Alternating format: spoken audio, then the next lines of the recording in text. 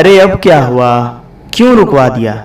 क्या है ये अपना कौमी तराना है जो हर यौम आजादी को जोशो खरोश के साथ गली गली में सुनाई पड़ता है।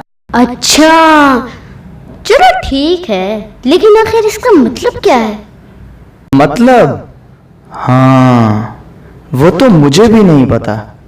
चलो आज इसका मतलब जानते हैं। हाँ हाँ चलो।